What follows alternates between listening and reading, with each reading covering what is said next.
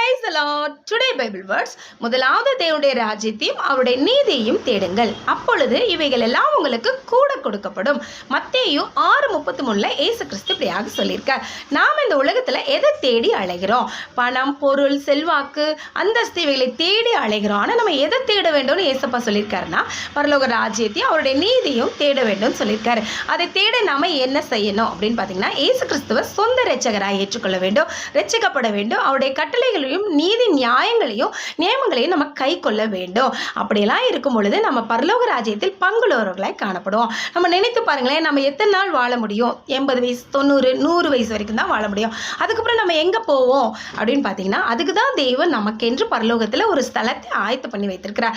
எனவே நம்ம பரலோக ராஜ்யத்தையும் அவருடைய நீதியும் தேடும்போது நமக்கு பரலோக ராஜ்யமும் கிடைக்கும், நம்மளுடைய எல்லாவித உலக தேவைகள் எல்லாம் நமக்கு கூட கொடுக்கப்படும். Okay friends, bye, have a nice